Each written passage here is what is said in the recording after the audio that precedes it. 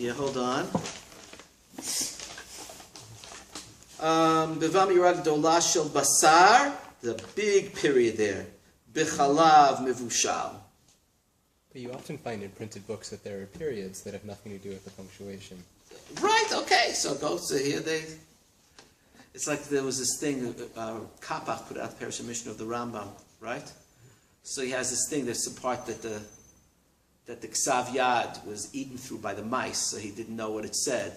So in the footnote it says, Hani Achbari Rashi, evil mice ate up his Ksav Yad, right? So it'll say the evil printer let a drop of ink fall where maybe it shouldn't have fallen. I don't know, okay? If he's talking about, so here we get to the whole issue of bishul achar bishul. Okay, let's talk about two different possibilities. One is you have basar b'chalav already, right, and you mavashal it again. Okay, so of course then it's a no-brainer that you over basar b'chalav. Overcooked basar b'chalav is still basar b'chalav. You cooked it once and you warmed it up and you cooked it again. Okay, so that's bashut. So, but you're not lokeh for the second bishul. Okay? So why are you not lokeh for the second bishul?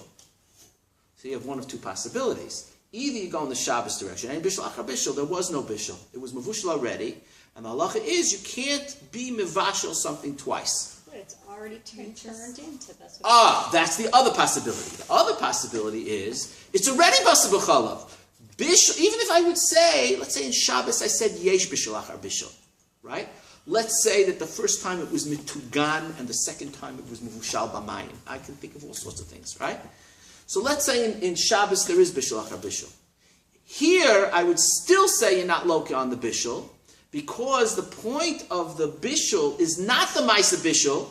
In Shabbos maybe that's the point, but the point here is creating basar b'chalav, and it's already, as Mish said, it's already basar b'chalav. No, but that's why the chiddush here is if you read it, that he take chalav mevushal that was not basar b'chalav. All right, that was not. That's right. Right. Hold on. I'm taking one situation at a time. Right. Let's say that the pshat is that the period is a mistake because it does say basar b'chalav and not v'chalav. Let's go with that. That's probably closest to pshat. I'm more easily willing to discount the period than I am the bet. Okay? So if we go that way, then what he's saying is there's no chiddush about the achila at all, and it's not clear what I learned about bishul. Right? If I say that you're not lokeh for that bishul, I could be not lokeh for that bishul for multiple reasons. First of all, it's not bishul because it's already mavushal, and second of all, first of all, put it this way. It's already mavushal and it's already basar b'chalav. So you can't know anything. Right? If it was already mavushal and it's already basar b'chalav, then you can't know anything. But if you had a different case, and we do have a different case, if you take a look, one second. Look at the Pri Megadim here. And this will stop. Right before, not in the Hakdama, here in Kufay Sivkat and Bet. Od lamati ma shekatuv b'Hagol shebesof haSefer. The asal of vashel chaticha kvusha me'et la'et b'chalav. Okay, that's a separate point. Let's leave that for now. Mashma chaticha shebishla b'chalav kvar mutar lachzor levashla. Okay? He didn't have, I don't know if he had, maybe he didn't have Rabbeinu Gershon. But that for sure is true, right? Because it's already mavushal and it's already basar b'chalav. Mihu, now he said, don't make this mistake. Basar mevushal, v'chalav mevushal, separately, asur levashlam achar kach yachad, diyesh bishul achar bishul, v'lo dami l'shabbat. It doesn't say why. But it should be self-evident why. Why is it lo dami l'shabbat? Because in Shabbat, what I'm concerned about, was there a ma'aseh bishul here? So the halacha is, if it's one time to mavushal, there's no ma'aseh bishul a second time. It's already mavushal. because bishul depends on the outcome, right? So it's already mevushal. So if that's what I cared about in basa b'chalav, did you do a ma'isa bishul?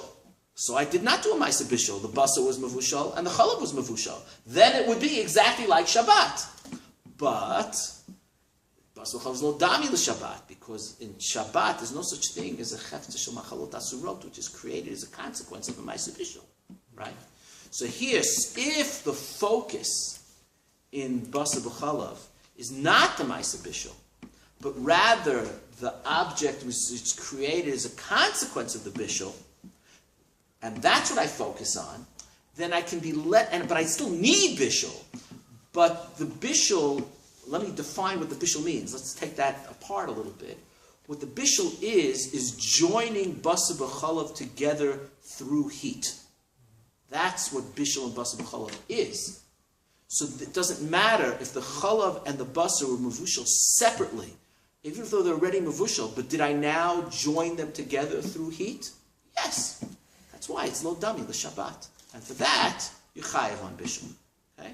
So what's unclear in what Rabbeinu Gershon is talking about, and presumably I think the pshat of Rabbeinu Gershon is that it's mevushal already, and it's mevushal already, then you can't really know. Then of course there should be no iser bishul for multiple reasons.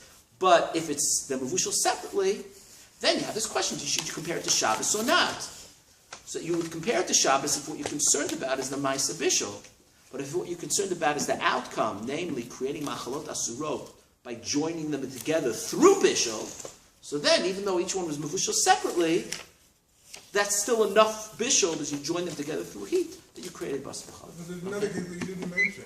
If you have basa b'chalav already, and now you take that basa b'chalav, which is a new entity, and you put it into milk and you revashal it a second time, does that milk that was not basa b'chalav, that now mevushal, joined with the basa b'chalav, does it take out the identity of basa b'chalav? So he would say for sure that's basa b'chalav, because you joined new chalav to the old. But you didn't join it to basa. You joined it to basa b'chalav. No. The Isser is the Isser basa b'chalav. It's still basa. I'm sure if you made a neder not to eat basa, you can't eat basa b'chalav either. No, so then that gets to what you mentioned when we were learning the sugyas about being able to take out the milk from the meat. The point is that Bamakur, what we didn't discuss here is the Isser of basa b'chalav focused mostly on the meat, changing the nature of the meat into basa b'chalav, and the fact that you can take out the milk, you might be able to separate it. Okay, that milk is not. You have to see the sugya on. You have to see the. I think it's kufchet amud bet. You have to see chalav asur rahman or. Okay, so that's beyond the scope of what we're talking about now. Okay, all right. So we'll stop here.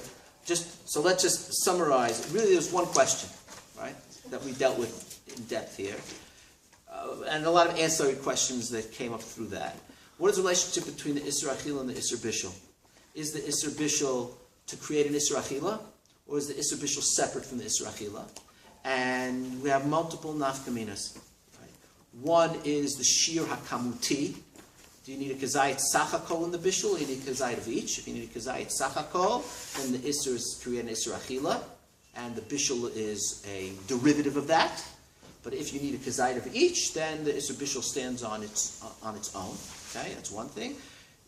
I think maybe with regards to the quality of the Bishul as well, Machal ben Drusai and Mevushal Kol Tzarcho, it also lines up that way. Mevushal Kol Tzarcho means you care about the outcome, so it's creating the chefts of Machalot Asurot.